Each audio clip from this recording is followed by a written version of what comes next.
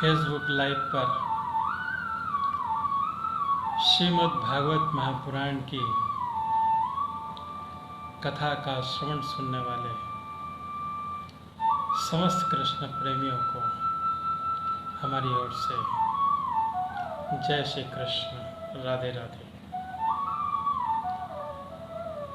भगवान श्री राधा कृष्ण आप सभी की मंगल कामनाओं को पूर्ण करें, ऐसा हम ईश्वर से प्रार्थना करते हैं।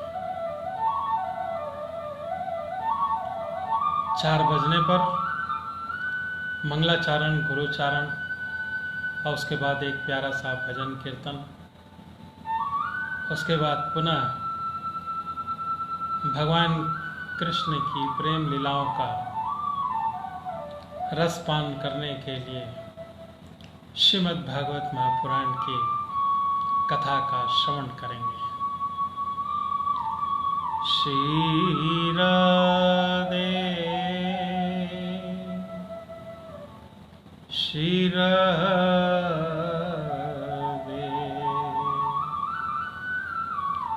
श्री राधे श्री राधे श्री राधे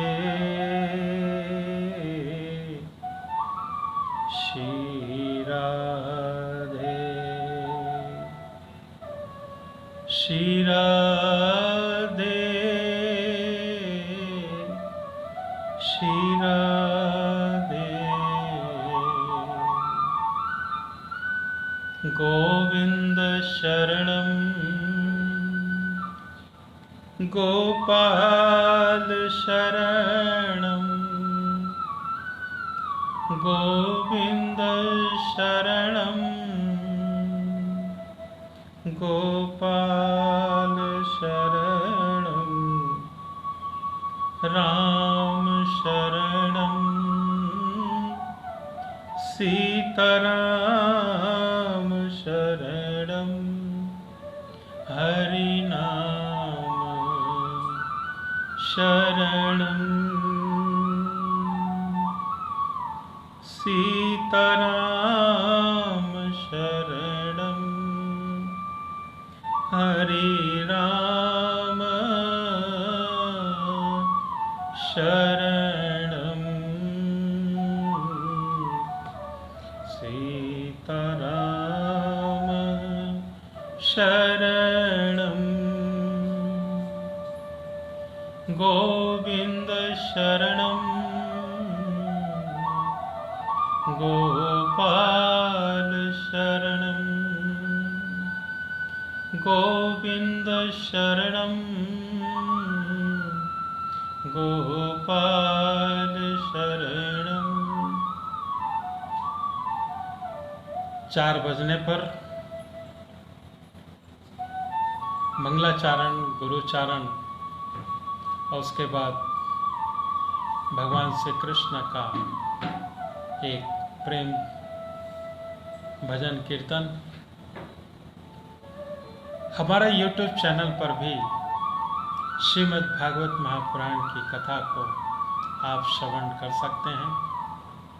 YouTube चैनल पर आप हमारे नाम से संजय चौधरी श्री फलित ज्योतिष के नाम से सब्सक्राइब करें और आपको वहाँ पर अभी पूर्व से लेकर अभी तक की श्रृंखला में श्रीमद् भागवत महापुराण की संपूर्ण कथा का श्रवण कर पाएंगे।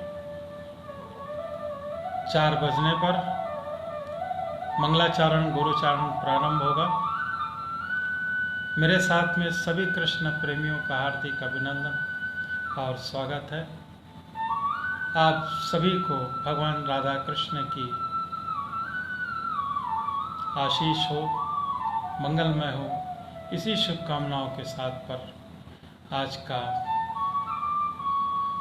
श्रीमद् भागवत महापुराण की कथा को प्रारंभ करते हैं।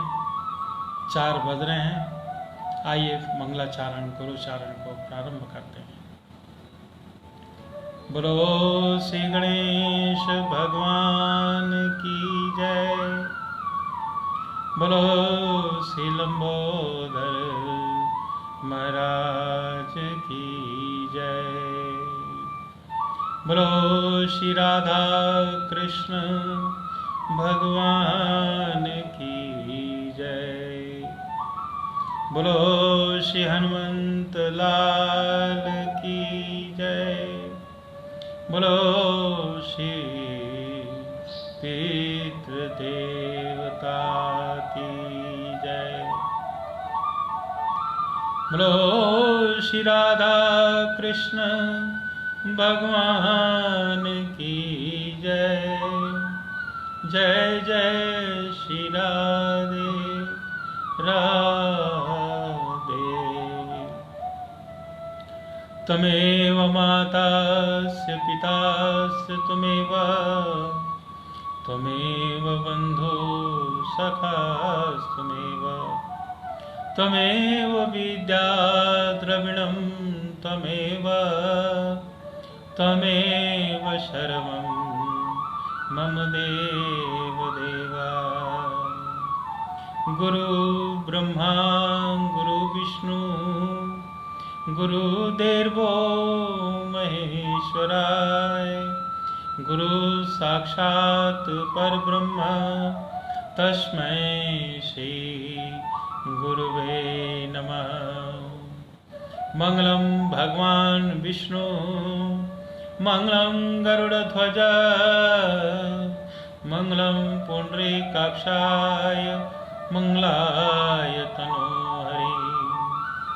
वक्रतुंड महाकाय सूर्यकोटि संप्रभ निर्विघ्नं कुरुर्मदेव सर्वकार्येषु सर्वदा। एकदन्तो महाबुद्धि सर्वेषु गणनायक सर्वसिद्धकरो देवा गौरीपुत्र विनायक। सिन्दूरवर्णं द्विभुजं गणेशं लम्बोदरं पद्मदले निविष्टं ब्रह्मादिदेव परिसेव्यमानं सिद्धं युतं तं प्रणमामि देवम्। कपूरे गौरं करुणावतारं संसारसारं भुजगेन्द्रहारं सदा वसन्तं हृदयारविन्दे भवं भवानी सहितं नमामि। भवं भवानी सहितं नमामि। ॐ शान्ताकारं भुजगशयनं पद्मनाभं सुरेशं विश्वाधारं गगनसदृशं मेघवर्णं सुभाग्यं लक्ष्मीकान्तं कमलनयनं योगनविरधानगम्यं वन्दे विष्णुं भवैहरं सर्वलोकैकनाथं। श्रीनारायण श्रीनारायण श्रीनारायण। बोलो श्री वृंदावन बिहारी लाल की जय। बोलो श्री बांके बिहारी लाल की जय। जय जय श्री राधे जय जय श्री राधे। आइए भगवान श्री राधा कृष्ण के एक प्यारा सा भजन हो जाए, कीर्तन हो जाए। क्योंकि कहते हैं कि भजन और कीर्तन करने से हमारे मन के साथ में भगवान का लगाव बहुत अच्छा हो जाता है। प्रभु का गुणगान करना, प्रभु के लिए आरती करना और भजन कीर्तन करना, प्रभु का नाम स्मरण करना कलयुग के समय में सर्वश्रेष्ठ उपाय है। हमारे पास में समय नहीं रहता, समय का अभाव है, इस कारण भगवान का नाम थोड़ा बहुत भी लिया जाए तो हमारे लिए मार्ग बहुत अच्छा होता है। तो आइए, प्रभु जो हैं वृंदावन में रह रहे हैं अभी, और वहाँ पर ब्रज के साथ में गोपियों के साथ पर कृष्ण लीला कर रहे हैं। और साथ में अगर कृष्ण के साथ पर राधा रानी हो जाए, त्रिलोकी नाथ ही हो जाए, तो फिर कहना ही क्या। तो आइए श्री राधा कृष्ण को याद करते हुए एक प्यारा सा भजन कीर्तन हो जाए। राधे राधे जपा करो, राधे राधे जपा करो, कृष्ण नाम रस पिया करो। राधे राधे राधे राधे जपा करो, कृष्ण नाम रस पिया करो, रस पिया करो। राधे राधे जपा करो, कृष्ण नाम रस पिया करो। राधे देंगी, राधे देंगी तुमको शक्ति, राधे देंगी तुमको शक्ति, तुमको मिलेगी कृष्ण की भक्ति। राधे देंगी तुमको शक्ति, तुमको मिलेगी कृष्ण की भक्ति, कृष्ण की भक्ति। राधे राधे कृपा दृष्टि बरसाए करो, राधे कृपा दृष्टि बरसाया करो, बरसाया करो। राधे राधे जपा करो, राधे राधे जपा करो। भगवान श्री कृष्ण को याद करना है, भगवान श्री कृष्ण को अपने पास में रखना है, तो सिर्फ एक ही नाम याद रखना, राधे राधे। भगवान श्री कृष्ण को ये राधे राधे जो शब्द है बहुत ही प्रेम है, बहुत ही मधुर है। इसलिए राधा का नाम का स्मरण लेते ही भगवान श्री कृष्ण आपके सामने में सम्मुख में आ जाते हैं। बहुत ही प्यारा शब्द है राधे राधे। राधे राधे राधे राधे जपा करो, कृष्ण नाम रस पिया करो। राधे देंगी तुमको शक्ति, तुमको मिलेगी कृष्ण की भक्ति। राधे कृपा दृष्टि बरसाया करो, राधे राधे जपा करो, राधे राधे जपा करो। राधा रानी महारानी, राधा रानी है महारानी, उनकी सब जग जानी। राधा रानी है महारानी, उनकी सब जग जानी।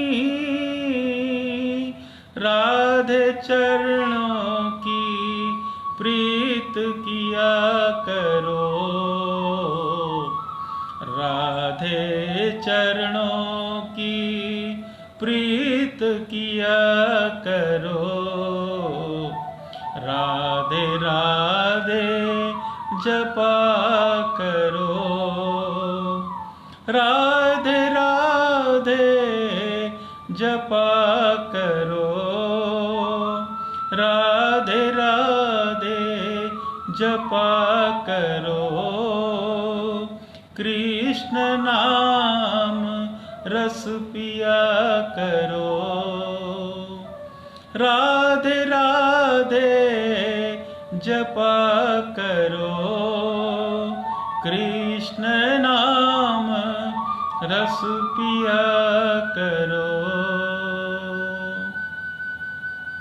भोली भाली सीधी सादी, भोली भाली सीधी सादी, वो है सबसे न्यारी न्यारी, वो है सबसे न्यारी न्यारी। भोली भाली सीधी सादी, वो है सबसे न्यारी न्यारी।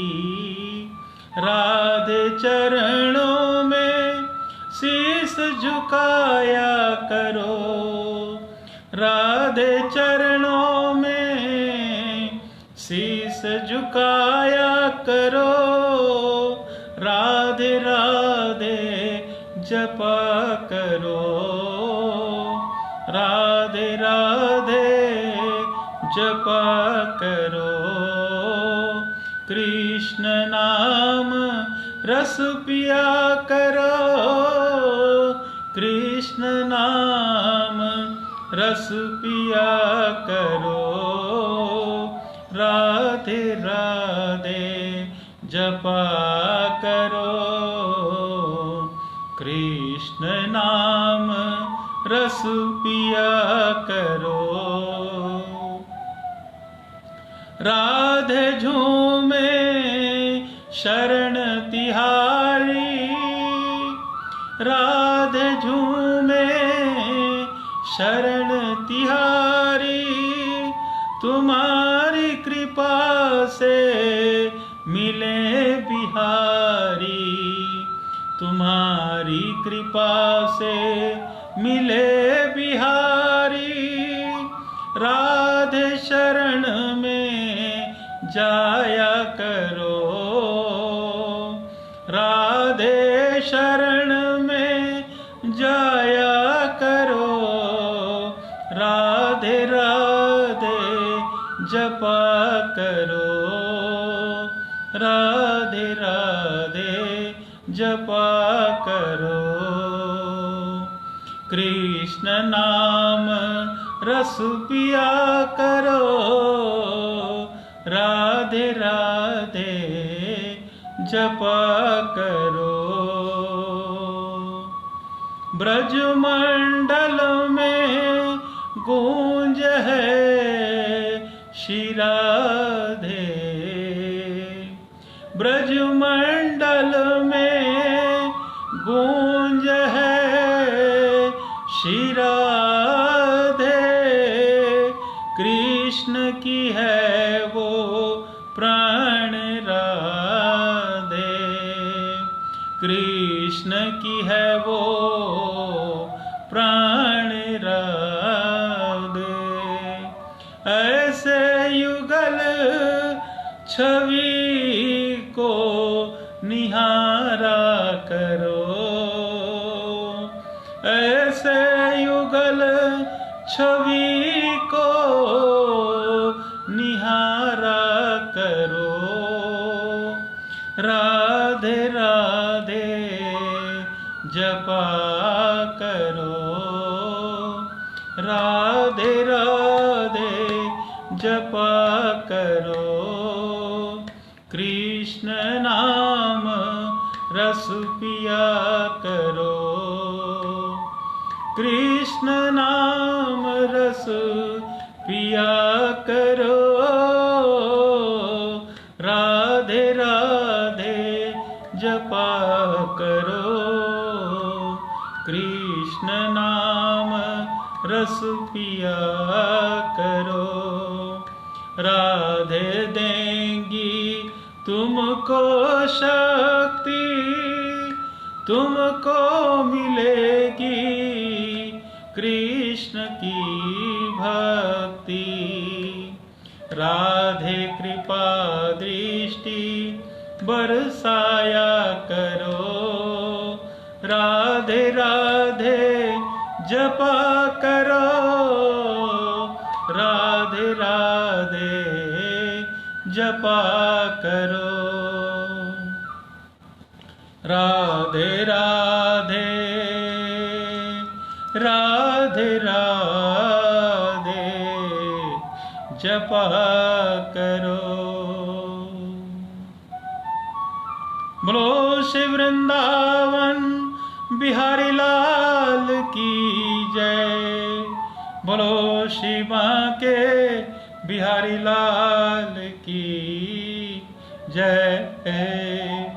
जय जय श्री राधे, श्री राधे राधे राधे।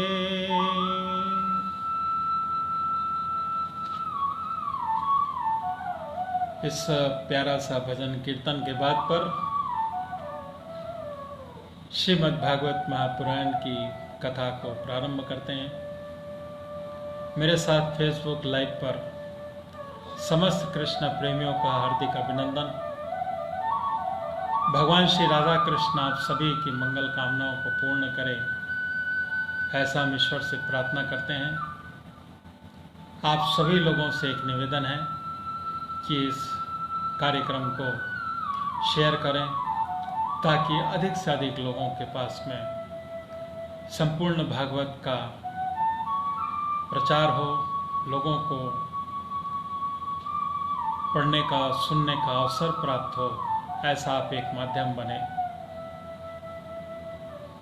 चलिए श्रीमद् भागवत महापुराण की कथा को प्रारंभ करते हैं।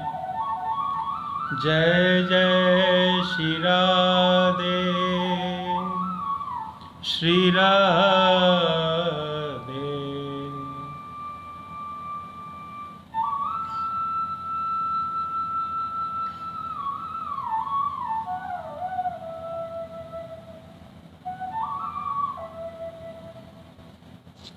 कल की कथा पे हमने भगवान श्री कृष्ण ब्रज में रहकर वहाँ पर गोपियों के साथ पर रास लीला कर रहे थे।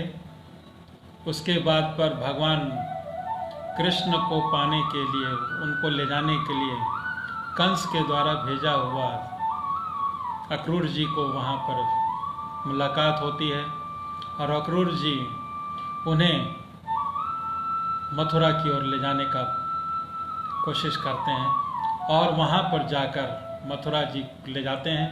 बीच रास्ते पर यमुना जी मिलती हैं और अक्रूर जी नर्मदा मथुरा जी में जाते हैं और जब नदी में स्नान करते हैं यमुना जी में जाकर, तो उनकी गहराई में जाकर भगवान श्री कृष्ण का संपूर्ण भगवान का दर्शन प्राप्त करते हैं। आगे की कथा पर आज हम उनको विवेचना कर रहे हैं। आइए, जय श्री कृष्ण, राधे राधे। श्री सुखदेव जी कहते हैं, परीक्षित, अक्रूर जी इस प्रकार स्तुति कर रहे थे कि उन्होंने भगवान श्री कृष्ण के जल में अपने दिव्य रूप में दर्शन कराए, फिर उसे छिपा लिया, ठीक वैसे ही जैसे कोई नट अभिनय में कोई रूप दिखाकर फिर उसे पर्दे की ओर पे छिपा देता है। जब अक्रूर जी ने देखा कि भगवान का यह दिव्य स्वरूप अंतर ध्यान हो गया है, तब वे जल से बाहर निकल आए और फिर जल्दी जल्दी सारे आवश्यक कर्म समाप्त करके रथ पर चले आए। उस समय वे बहुत ही विस्मित हो रहे थे। भगवान श्री कृष्ण उनसे पूछा, चाचा जी, आपने पृथ्वी, आकाश, जल में कोई अद्भुत वस्तु देखी है क्या? क्योंकि आपकी आकृति देखने से ऐसा ही जान पड़ता है। अक्रूर जी ने कहा कि प्रभु, पृथ्वी, आकाश या जल में और सारे जगत में जितने भी अद्भुत पदार्थ हैं वे सब आप ही हैं, क्योंकि आप विश्व रूप हैं। जब भी मैं आपको ही देख रहा हूं, तब ऐसी कौन सी अद्भुत वस्तु रह जाती है जो मैंने न देखी हो। भगवान, जितने भी अद्भुत वस्तुएं हैं वे पृथ्वी में हो या जल या आकाश, सब के सब जिनमें हैं वो आपको ही मैं देख रहा हूँ। फिर भला मैंने यहाँ ऐसी कौन सी वस्तु कौन सी देखी है? गांधी नंदन अक्रूर जी ने यह कहकर रथ हाँक दिया और भगवान श्री कृष्ण और बलराम जी को लेकर दिन ढलते ढलते हुए मथुरा जी जा पहुँचे। परीक्षित, मार्ग में स्थान स्थान पर गांव के लोग मिलने के लिए आते और भगवान श्री कृष्ण और बलराम जी को देखकर आनंद मग्न हो जाते। वे एकटक उनकी ओर देखने लगते और अपनी दृष्टि हटा न पाते। नंद बाबा आदि ब्रजवासी तो पहले ही वहां पहुंच गए थे और मथुरापुरी के बाहरी उपवन में रुककर उनकी प्रतीक्षा कर रहे थे। उनके पास पहुंचकर जगदीश्वर भगवान श्री कृष्ण ने विनीत भाव से खड़े अक्रूर जी का हाथ अपने हाथ में लेकर मुस्कुराते हुए कहा, चाचा जी, आप रथ पहले लेकर मथुरा जी में प्रवेश कीजिए, हम अपने घर जाइए। हम लोग अपने पहले यहाँ उतर कर फिर नगर देखने के लिए आएंगे। अक्रूर जी ने कहा कि प्रभु, आप दोनों के बिना मैं मथुरा नहीं जा सकता। स्वामी, मैं आपका भक्त हूँ, भक्त वत्सल प्रभु, आप मुझे मत छोड़िए। भगवान, आइए चले, मेरे परम हितैषी और सच्चे सुहृदय भगवान, आप बलराम जी और ग्वाल बालों तथा नंद राय जी आदि आत्मियों के साथ चलकर हमारा घर सनात कीजिए। हम गृहस्थ हैं, आप अपने चरण की धूलि से हमारा घर पवित्र कीजिए। आपके चरण की धोवन गंगा जल या चरणामृत से अग्नि, देवता, पितर सब के सब तृप्त हो जाते हैं। प्रभु, आपके युगल चरणों को पखार कर महात्मा बलि ने यह यश प्राप्त किया है जिसका गान संत पुरुष भी करते हैं। केवल यश ही नहीं, उन्हें अतुलनीय ऐश्वर्य और वह गति प्राप्त हुई है जो अनन्य प्रेमी भक्तों को प्राप्त होती है। आपके चरणोदक गंगा जी ने तीनों लोक पवित्र कर दिए। सचमुच वे मूर्तिवान पवित्रता हैं। उन्हीं के स्पर्श से सगर के पुत्रों को सद्गति प्राप्त हुई है और उसी जल को स्वयं भगवान शंकर ने अपने सिर पर धारण कर लिया है। यदुवंश शिरोमणि, आप देवताओं के भी आराध्य देव हैं। जगत के स्वामी, आपके गुण और लीलाओं का श्रवण तथा कीर्तन बड़ा ही मंगलकारी है। उत्तम पुरुष आपके गुणों का कीर्तन करते रहते हैं। नारायण, मैं आपको नमस्कार करता हूँ। भगवान ने कहा कि चाचा जी, मैं दाऊ भैया के साथ आपके घर आऊँगा। पहले इस यदुवंशियों के द्रोही कंस को मारकर तब अपने सुहृदय जनों का प्रिय करूँगा। श्री अक्रूर जी कहते हैं कि परीक्षित, भगवान के इस प्रकार कहने पर अक्रूर जी कुछ अनमने से हो गए। उन्होंने पुरी में प्रवेश करके कंस के श्री कृष्ण और बलराम जी ले जाने आने का समाचार निवेदन किया और फिर अपने घर गए। दूसरे दिन तीसरे पहर बलराम जी और ग्वाल बालों के साथ भगवान श्री कृष्ण ने मथुरापुरी देखने के लिए नगर में प्रवेश किया। भगवान ने देखा कि नगर में परकोटे में स्फटिक मणि, बिल्लौर के बहुत ऊंचे ऊंचे गोपुर, प्रधान दरवाजे तथा घरों में भी बड़े बड़े फाटक बने हुए हैं। उनमें सोने के बड़े बड़े किवाड़ लगे हैं और सोने के ही तोरण बाहरी दरवाजे बने हुए हैं। नगर के चारों ओर तांबे और पीतल की चार दीवारी बनी हुई है। खाई के कारण वहाँ के उस नगर में प्रवेश करना बहुत कठिन है। स्थान स्थान पर सुंदर सुंदर उद्यान, रमणीय उपवन, केवल स्त्रियों के उपयोग में आने वाले बगीचे शोभायमान हैं। स्वर्ण से सजे हुए चौराहे, धनियों के महल, उन्हीं के साथ बगीचे, कारीगरों में बैठने के स्थान, प्रजा वर्ग के सभा भवन और साधारण लोगों के निवास गृह की नगर की शोभा बढ़ा रहे हैं। वैदुर्य, हीरे, स्फटिक, नीलम, मूंगे, मोती, पन्ने आदि से जड़े हुए छज्जे, चबूतरे, झरोखे और फर्श आदि जगमगा रहे हैं। उन पर बैठे हुए कबूतर, मोर आदि पक्षी भांति भांति की बोली बोल रहे हैं। सड़क, बाजार, गली, चौराहे पर खूब छिड़काव किया गया है।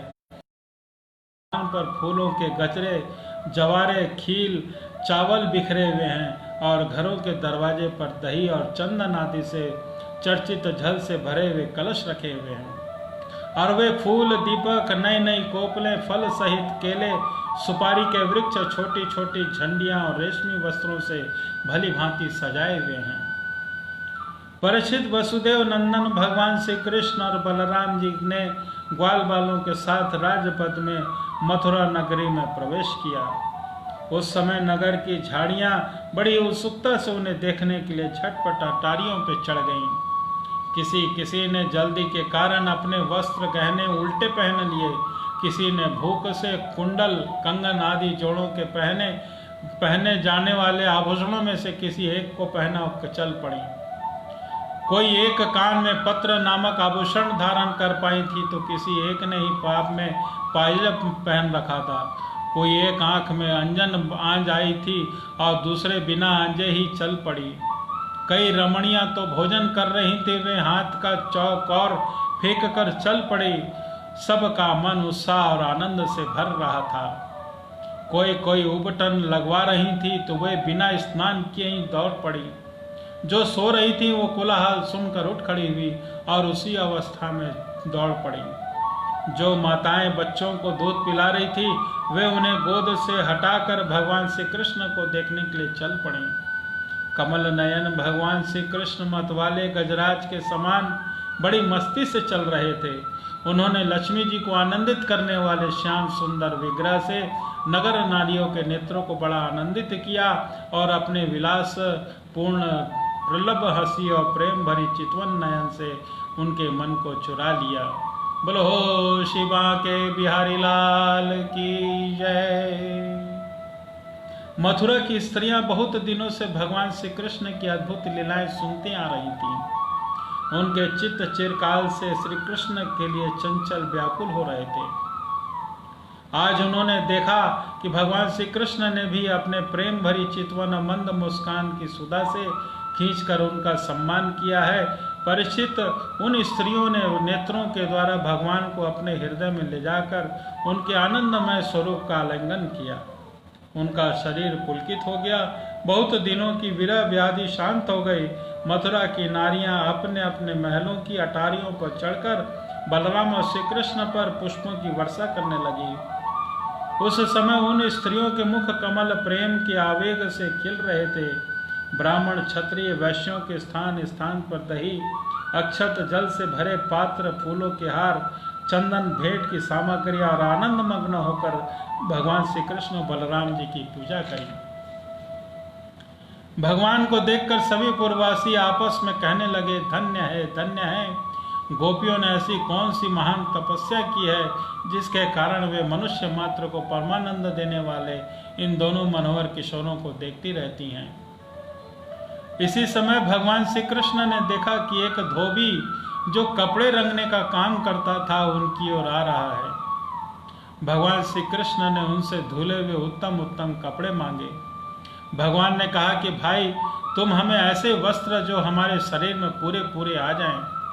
वास्तव में हम लोग उन वस्त्रों के अधिकारी हैं। इसमें संदेह नहीं है कि यदि तुम हम लोगों को वस्त्र दोगे तो तुम्हारा परम कल्याण होगा।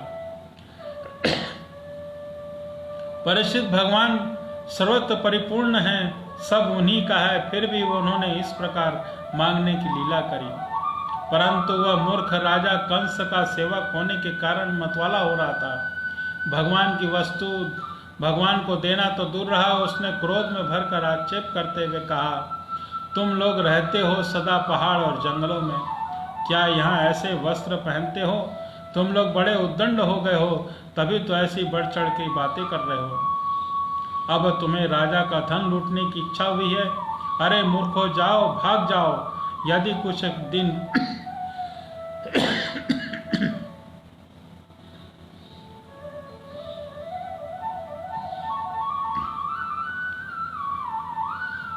यदि कुछ दिन जीने की इच्छा हो तो फिर इस तरह मत मांगना। राज कर्मचारी तुम्हारे जैसे उत्कृष्ट कैद को कर लेते हैं और मार डालते हैं। जो कुछ उनके पास होता है छीन लेते हैं। जब वह धोबी इस प्रकार कुछ बहक कर बातें करने लगा, तब भगवान श्री कृष्ण ने तनिक कुपित होकर उसे एक तमाचा जमाया और उसका सिर धड़ाम से धड़ नीचे जा गिरा। यह देखकर उस धोबी के अधीन काम करने वाले सब के सब कपड़ों के गट्टर वहीं छोड़कर इधर उधर भाग गए और भगवान ने उन वस्त्रों को ले लिया। भगवान श्री कृष्ण बलराम जी के मनमाने वस्त्र पहन लिए और बचे हुए वस्त्रों में से बहुत से अपने साथी ग्वाल बालों को भी दे दिए। बहुत से कपड़े तो वहीं जमीन पर छोड़कर चल दिए। भगवान श्री कृष्ण और बलराम जी जब कुछ आगे बढ़े तब उन्हें एक दर्जी मिला। भगवान का अनुपम सौंदर्य देखकर उससे बड़ी प्रसन्नता हुई। उसने उन रंग बिरंगे सुंदर वस्त्रों और उनके शरीर को ऐसे ढंग सजा दिया कि वे सब ठीक ठीक फप गए। अनेक प्रकार के वस्त्रों से विभूषित होकर दोनों भाई और अधिक शोभायमान हुए। ऐसा जान पड़ते हैं कि मानो उत्सव के समय श्वेत और श्याम गज शावक भली भांति सजा दिए गए हों। भगवान श्री कृष्ण उस दर्जी पर बहुत प्रसन्न हुए। उन्होंने इस लोक में भरपूर धन संपत्ति, बल, ऐश्वर्य, अपनी स्मृति और दूर तक देखने और सुनने आदि की इंद्रिय संबंधी शक्तियां दी और मृत्यु के बाद उसे अपने लिए अपना सारूप्य मोक्ष भी दे दिया। बोलो शिवा के बिहारी लाल की जय। इसके बाद भगवान श्री कृष्ण सुदामा माली के घर गए। दोनों भाइयों को देखते ही सुदामा उठ खड़ा हुआ और पृथ्वी पर सिर रखकर उन्हें प्रणाम किया। फिर उनको आसन पर बैठाकर पांव पखारे, हाथ धुलाए और तदंतर ग्वाल बालों के सहित सबकी फूलों के हार, पान, चंदन आदि सामग्रियों से विधि पूर्वक पूजा करी। इसके पश्चात उन्होंने प्रार्थना की, प्रभु आप दोनों के शुभागमन से हमारा जन्म सफल हो गया, हमारा कुल पवित्र हो गया। आज हम पितर, ऋषि और देवताओं के ऋणों से मुक्त हो गए। वे हम पर परम संतुष्ट हैं। आप दोनों संपूर्ण जगत के परम कारण हैं। आप संसार के अद्भुत उन्नति और उन्नीय श्रेयस मोक्ष के लिए ही इस पृथ्वी पर अपने ज्ञान, बल आदि अंशों के साथ अवतीर्ण हुए हैं। यद्यपि आप प्रेम करने वालों से ही प्रेम करते हैं, भजन करने वालों को ही भजते हैं, फिर भी आपकी दृष्टि में विषमता नहीं है, क्योंकि आप सारे जगत के परम सुहृद आत्मा हैं और आप समस्त प्राणियों और पदार्थों के समरूप में स्थित हैं। मैं आपका दास हूँ। आप दोनों मुझे आज्ञा दीजिए कि मैं आप लोगों की क्या सेवा करूँ। भगवान जीव पर आपका यह बहुत बड़ा अनुग्रह है कि पूर्ण कृपा प्रसाद है कि आप उसे आज्ञा देकर किसी कार्य में नियुक्त करते हैं। राजेंद्र सुदामा माली के इस प्रकार प्रार्थना करने के बाद भगवान का अभिप्राय जानकर बड़े प्रेम और आनंद से भरकर अत्यंत सुंदर सुंदर तथा सुगंधित पुष्पों से गुथे हुए हार उन्हें पहनाए। जब ग्वाल बाल और बलराम जी के साथ भगवान श्री कृष्ण उन सुंदर सुंदर मालाओं से अलंकृत हो चुके, तब उन वरदायक प्रभु ने प्रसन्न होकर विनीत और शरणागत सुदामा को श्रेष्ठ वर दिया। सुदामा माली ने उन्हीं से यही वर मांगा कि मेरे प्रभु आप ही समस्त प्राणियों की आत्मा हैं, सर्व स्वरूप आपके चरणों में मेरी अविचल भक्ति हो और आपको आपके भक्तों से मेरा सौहार्द, मित्रों का संबंध हो और समस्त प्राणियों के प्रति अहैतुक दया का भाव बना रहे। भगवान श्री कृष्ण के सुदामा को उसके मांगे हुए वर तो दे दिए, ऐसी लक्ष्मी भी दी जो वंश परंपरा के साथ बढ़ती जाए और साथ ही बल, आयु, कीर्ति और कनिष्ठ का भी वरदान दिया। इसके बाद भगवान श्री कृष्ण बलराम जी के साथ वहाँ पे विदा हो गए। बोलो शिवाल कृष्ण गोपाल की जय। श्री शुक्रदेव जी कहते हैं कि परीक्षित, इसके बाद भगवान श्री कृष्ण जब अपनी मंडली के साथ राजमार्ग से आगे बढ़े तब उन्होंने एक युवती स्त्री को देखा। उसका मुंह तो बहुत सुंदर था, परंतु वह शरीर से कुबड़ी थी। इसी से उसका नाम कुब्जा था। वह अपने हाथ में चंदन का पात्र लिए जा रही थी। भगवान श्री कृष्ण प्रेम रस का दान करने वाले हैं। उन्होंने कुब्जा पर कृपा करने के लिए हंसते हुए उनसे पूछा, हे सुंदरी, तुम कौन हो? यह चंदन किसके लिए ले जा रही हो? कल्याणी, हमें इस बात का सच सच बतला दो। यह उत्तम चंदन, यह अंगराग हमें भी दे दो। इस दान से शीघ्र ही तुम्हारा परम कल्याण होगा। उपटन आदि लगाने वाली शैरेंद्री कुब्जा ने कहा, परम सुंदर, मैं कंस के प्रिय दासी हूँ। महाराज मुझे बहुत मानते हैं। मेरा नाम त्रिविज्या कुब्जा है। मैं उनके यहाँ चंदन अंगराज लगाने का काम करती हूँ। मेरे द्वारा तैयार किए हुए चंदन और अंगराग भोजराज कंस को बहुत भाते हैं, परंतु आप दोनों से बढ़कर उनका कोई और उत्तम पात्र नहीं है। भगवान के सौंदर्य, सुकार्मता, रसिकता, महारस्य, प्रेमालाप और चारु चितवन से कुब्जा का मन हाथ से निकल गया। उन्होंने भगवान पर अपना हृदय निछावर कर दिया। उन्होंने दोनों भाइयों को वह सुंदर काढ़ा अंगराग दे दिया। तब भगवान श्री कृष्ण ने अपने सांवले शरीर पर पीले रंग का और बलराम जी ने अपने गोरे शरीर पर लाल रंग का अंगराग लगाया तथा नाभि से ऊपर के भाग में अनुरंजित होकर वे अत्यंत शुभ हुए और भगवान श्री कृष्ण उस पर कुब्जा पर बहुत प्रसन्न हुए। उन्होंने अपने दर्शन का प्रत्यक्ष फल दिखाने के लिए 3 जगह से टेढ़ी किंतु सुंदर मुख वाली कुब्जा को सीधी करने का विचार किया। भगवान ने अपने चरणों से कुब्जा के दोनों पैर को दबा दिए और हाथ ऊंचा करके दोनों उंगलियां उसकी टोड़ी पे लगाई और हाथ तथा उसके शरीर को तनिक उचका दिया। उचकते ही उसके सारे अंग सीधे और समान हो गए। प्रेम और मुक्ति के दाता भगवान स्पर्श से वह तत्काल विशाल निस्तभ और पीर पयोधरों से युक्त परम युवती बन गई। उसी क्षण कुब्जा रूप सुंदर उदारता से संपन्न हो गई। उसके मन में भगवान से मिलन की कामना जाग उठी। उसने दोनों दुपट्टे का छोर पकड़कर मुस्कुराते हुए कहा, वीर शिरोमणि, आइए घर चले। अब मैं आपके यहाँ नहीं छोड़ सकती, क्योंकि आपने मेरे चित्त को मथ डाला है। पुरुषोत्तम मुझ दासी को प्रसन्न होइए। जब बलराम जी के सामने कुब्जा ने इस प्रकार प्रार्थना की तब भगवान श्री कृष्ण ने अपने साथी ग्वाल बालों के मुंह की ओर उसके देखकर हंसते हुए कहा, सुंदरी, तुम्हारा घर संसारी लोगों के लिए अपनी मानसिक व्याधि मिटाने का साधन है। मैं अपना कार्य पूरा करके यहाँ अवश्य आऊँगा। हमारे जैसे बेघर और बटोरियों को ही तुम्हारा तो आसरा है। इस प्रकार मीठी मीठी बातें करके भगवान श्री कृष्ण ने उनसे विदा कर लिया। जब वे व्यापारियों के बाजार में पहुंचे तब उन व्यापारियों ने उनका बलराम जी का पान, फूलों के हार और चंदन की तरह तरह के भेंट उपहारों से पूजन किया। उनके दर्शन मात्र से स्त्रियों के हृदय में प्रेम का आवेग, मिलन की आकांक्षा जाग उठती थी। यहाँ तक कि उन्हें अपने शरीर की सुध न रहती। उनके वस्त्र, जूड़े, कंगन ढीले पड़ जाते थे। वे चित्र लिखित मूर्तियों के समान ज्यों की त्यों खड़ी रह जाती थी। इसके बाद भगवान श्री कृष्ण पूर्ववासियों से धनुष यज्ञ का ज्ञान पूछते हुए रंगशाला में पहुंचे और वहां उन्होंने इंद्रधनुष के समान एक अद्भुत धनुष को भी देखा। बोलो श्री बाल कृष्ण गोपाल की जय। उस धनुष में बहुत सा धन लगाया गया था। उसके बहुमूल्य अलंकारों से सजाया गया था। उसकी खूब पूजा की गई थी और बहुत से सैनिक उसकी रक्षा कर रहे थे।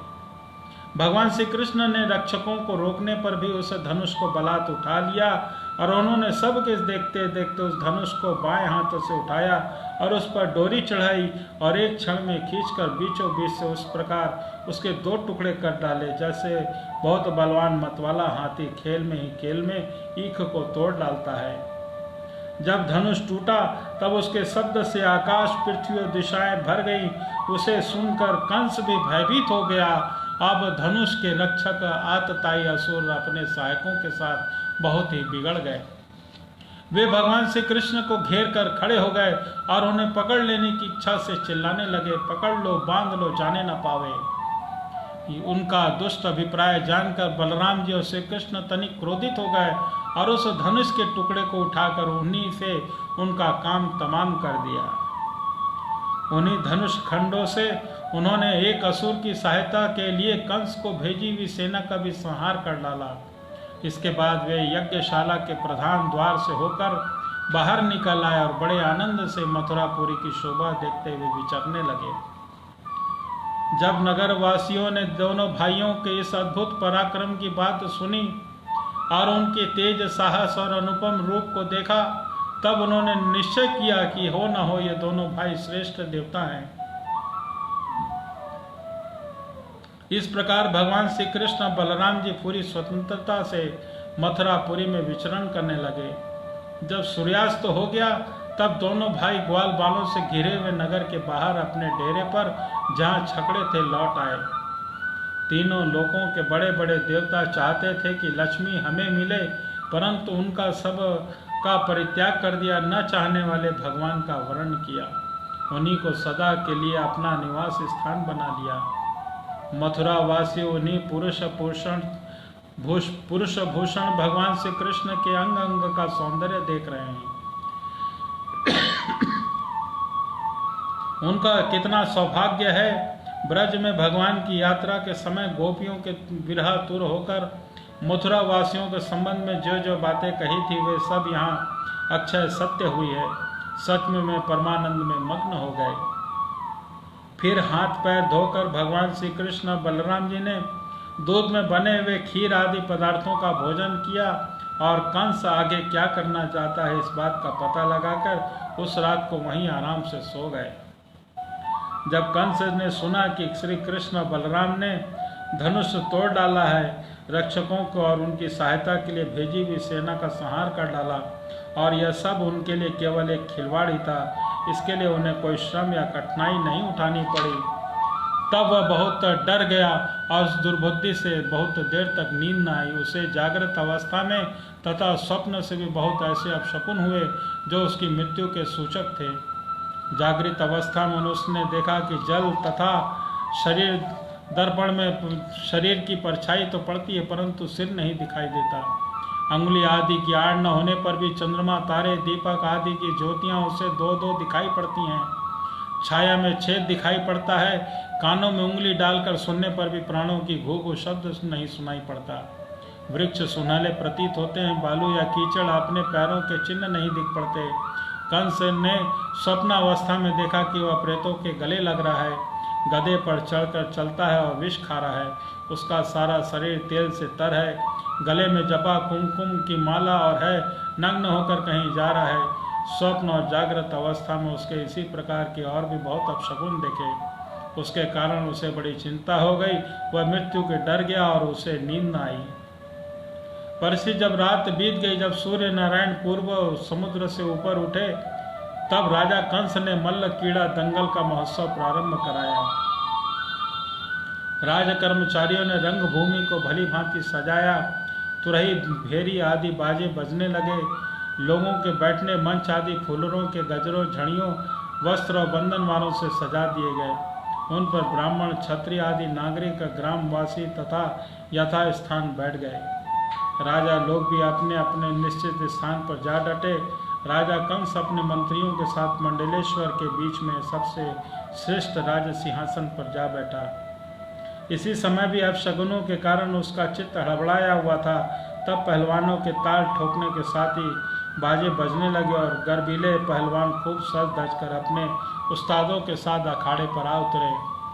चारूढ़, मूषिक, कूट, शल, तोरण आदि प्रधान प्रधान पहलवान बाजों के समुद्र ध्वनि से उत्साहित होकर अखाड़े में आकर बैठ गए। इसी समय भोजराज कंस ने आदि गोपों को बुलाया और उससे आकर उसी तरह से भेंट की और फिर आकर मंच पर बैठ गए। बोलो शिवा के बिहारी लाल की जय।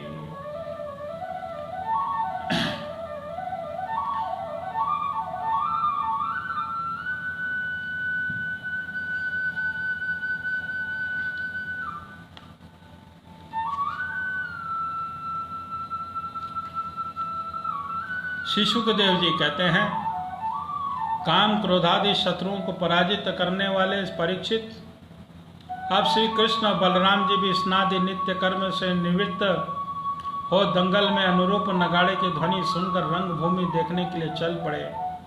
भगवान श्री कृष्ण ने रंगभूमि दरवाजे पर पहुंचकर देखा कि वहां महावत की प्रेरणा से कुलिया पीठ नाम का हाथी खड़ा है। तब भगवान श्री कृष्ण ने अपने कमर कस ली और घुंघराली अमले समेट ली तथा मेघ के समान गंभीर वाणी से महावत को ललकार कर कहा, महावत ओ महावत, हम दोनों को रास्ता दे दे, हमारे मार्ग से हट जा रे, सुनता नहीं, देर मत कर, नहीं तो मैं हाथी के साथ तो अभी तुझे यमराज के घर पहुंचा देता हूँ। भगवान श्री कृष्ण ने महावत को इस प्रकार धमकाया, तब वह क्रोध से तिलमिला उठा और उसने काल मृत्यु और यमराज के समान अत्यंत भयंकर कुलिया पीठ को अंकुश की मार से क्रुद्ध करके श्री कृष्ण की ओर बढ़ाया। कुलिया पीठ ने भगवान की ओर झपट कर उन्हें बड़ी तेजी से सूंड में लपेट लिया, परंतु भगवान सूंड के बाहर सरक गए और उसे एक घुसा जमाकर उसके पैरों के बीच में जा छिपे। उन्हें अपने सामने न देखकर कुलिया पीठ को बड़ा क्रोध हुआ। उसने सूंघ कर भगवान को अपनी सूंड से टटोल लिया और पकड़ा भी, परंतु उन्होंने बलपूर्वक अपने को उससे छुड़ा लिया और इसके बाद भगवान उस बलवान हाथी का पूंछ पकड़कर खेल खेल में उसे 100 हाथ पीछे घसीट लाए। जैसे गरुड़ सांपों को घसीट लाते हैं, जिस प्रकार घूमते हुए बछड़ों के साथ बालक घूमता है, अथवा स्वयं भगवान श्री कृष्ण जिस प्रकार बछड़ों से खेलते हैं, वैसे ही उसकी पूंछ पकड़ को उसके घुमाने और खेलने लगे। जब वह दाएं हाथ घूमकर उनको पकड़ना चाहता तब वे बाएं हाथ आ जाते और जब वह बाएं हाथ और घूमता तब वह दाएं ओर घूम जाते। इसके बाद हाथी के सामने आकर उनसे एक और घुसा जमाया। वे उसे गिराने के लिए इस प्रकार उनके सामने भागने लगे, मानो वह अब छू लेता है और अब छू लेता है। भगवान श्री कृष्ण दौड़ते दौड़ते एक बार खेल खेल में पृथ्वी पर गिरने का अभिनय किया और वहां से उठकर भाग खड़े हुए।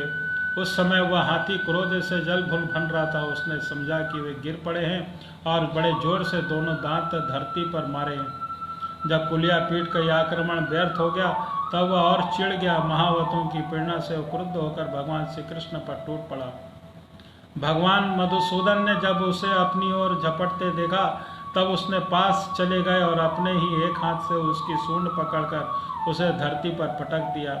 उसके गिर जाने पर भगवान ने सिंह के समान खेल ही खेल में उसे पैरों से दबाकर उसके दांत उखाड़ लिया और उसी से हाथी और महावतों का काम तमाम कर दिया।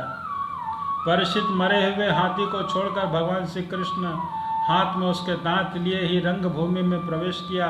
उस समय उनकी शोभा देखने योग्य थी। उनके कंधे पर हाथी का दांत रखा हुआ था। शरीर रक्त और मद की बूंदों से सुशोभित था। मुख कमल पर पसीने की बूंदें झलक रही थीं।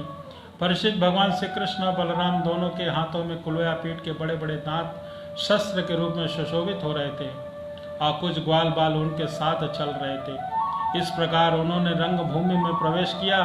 जिस समय भगवान श्री कृष्ण बलराम जी के साथ रंगभूमि में पधारे उस समय वे पहलवानों का व्रज कठोर शरीर, साधारण मनुष्यों को नर रत्न, स्त्रियों को मूर्तिमान कामदेव और गोपों का स्वजन, दुष्ट राजाओं को दंड देने का शासक, माता पिता के समान बड़े बूढ़ों को शिशु, कंस को मृत्यु, अज्ञानियों को विराट, योगियों को परम तत्व, भक्त शिरोमणि, कृष्ण वंशियों को अपने इष्ट देव जान पड़े।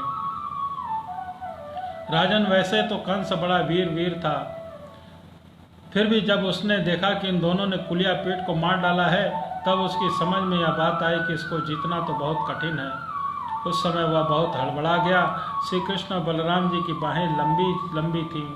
पुष्पों के हार, वस्त्र और आभूषण आदि से उनका वेश विचित्र हो रहा था। ऐसा जान पड़ता था मानो उत्तम वेश धारण करके दो नट अभिनय करने के लिए आए हों, जिसके नेत्र एक बार उन पर पड़ जाते तो बस लग ही जाते।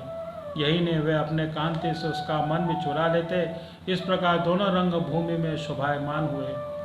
परिचित मंचों में जितना लोग बैठे थे वे मथुरा के नागरिक, राष्ट्र के जन समुदाय पुरुषोत्तम भगवान श्री कृष्ण बलराम जी को देखकर उतने प्रसन्न हुए, उनके नेत्र मुख कमल खिल उठे।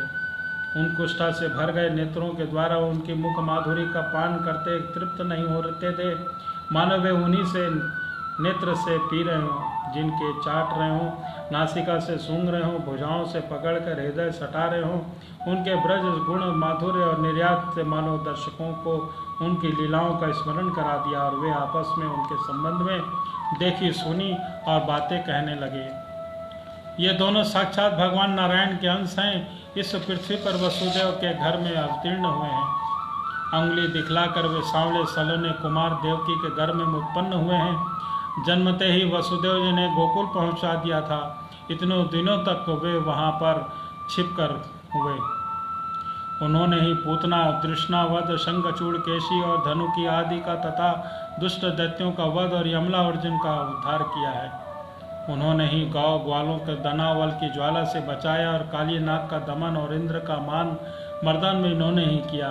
इन्होंने 7 दिनों तक एक ही हाथ पर गिरिराज गोवर्धन को उठाए रखा और उसके द्वारा आंधी, पानी और ब्रजवास से गोकुल को बचा लिया। गोपियाँ इनकी मंद मंद मुस्कान और मधुर चितवन और सर्वदा एक रस प्रसन्न रहने के लिए मुखारविंद से दर्शन से आनंदित रहती थी और अनायास ही सब प्रकार के तापों से मुक्त हो जाती थी। बोलो शिवा के बिहारी लाल की जय। कहते हैं कि ये यदुवंशी रक्षा करेंगे। यह विख्यात वंश और महान समृद्धि यश गौरव प्राप्त करेगा। ये दूसरे इन्हीं श्याम सुंदर के बड़े भाई कमल नयन श्री बलराम जी हैं। हमने किसी प्रकार के मुंह से ऐसा सुना है कि इन्होंने ही प्रलंबासुर, वत्सासुर और बकासुर आदि को मारा है। जिस समय दर्शकों में यह चर्चा हो रही थी कि अखाड़े में तुरही आदि बाजे बज रहे थे, उस समय चारुण ने भगवान श्री कृष्ण और बलराम जी को संबोधन करके यह बात कही। नंदनवन श्री कृष्ण और बलराम जी, तुम दोनों वीरों के आदरणीय हो। हमारे महाराज ने सुनकर तुम लोगों को कुश्ती लड़ने में निपुण हो, तुम्हारा कौशल देखने के लिए तुम्हें यहाँ बुलवाया है। देखो भाई, जो प्रजा मन वचन कर्म से राजा का प्रिय कार्य करती है उसका भला कौन होता है, और जो राजा की इच्छा के विपरीत काम करती है उसे हानि उठानी पड़ती है। यह सभी जानते हैं कि गाय और बछड़े चराने वाले ग्वालिन प्रतिदिन आनंद से जंगलों में कुश्ती लड़कर खेलते रहते हैं और गाय चराते रहते हैं। इसलिए आओ हम तुमसे मिलकर महाराज को प्रसन्न करने के लिए कुश्ती लड़ें। ऐसा करने से हम पर सभी प्राणी प्रसन्न होंगे, क्योंकि राजा सारी प्रजा का प्रतीक है। परिचित भगवान श्री कृष्ण तो चाहते थे कि इस हाथ में 2-2 हाथ करें, इसलिए उन्होंने चारुण की बात सुनकर उनका अनुमोदन किया। देश काल के अनुसार यह बात कही, चारुण हम भी इन भोजराज कंस के वनवासी प्रजा हैं, हमें इनको प्रसन्न करने का प्रयत्न अवसर करना चाहिए। इसी से हमारा कल्याण है। किंतु चारुण, हम लोग अभी बालक हैं, इसलिए हम अपने समान मत वाले बल वाले बालकों के साथ कुश्ती लड़ने का खेल करेंगे। कुश्ती समान बल वालों के साथ होनी चाहिए। ऐसा देखने वाले सभासदों को अन्याय के समर्थक होने का पाप न लगे। चारुण ने कहा कि अजय, तुम बलराम न बालक हो न किशोर, तुम दोनों बलवानों में श्रेष्ठ हो। तुमने अभी अभी 1000 हाथियों का बल रखने वाले कुलियापीठ को खेल ही खेल में मार डाला है। इसलिए तुम लोगों को दोनों को हम जैसे बलवानों के साथ लड़ना चाहिए। इसमें अन्याय की कोई बात नहीं है। इसलिए हे श्री कृष्ण, तुम मुझ पर अपना जोर आजमा और बलराम के साथ मुष्टिक लड़ेगा। बोलो शिवा के बिहारी लाल की जय। आइए एक भगवान श्री कृष्ण का प्यारा सा भजन कीर्तन हो जाए। श्री राधे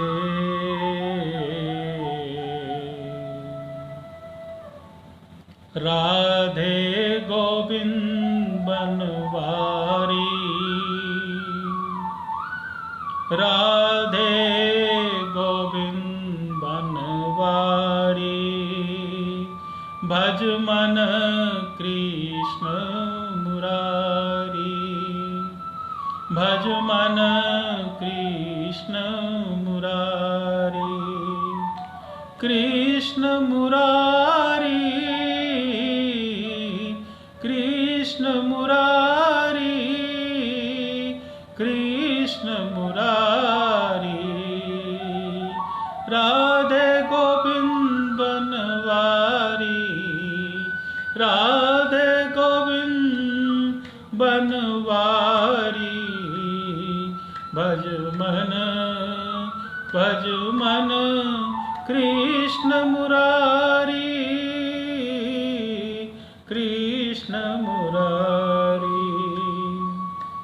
कृष्ण मुरारी रास बिहारी, कृष्ण मुरारी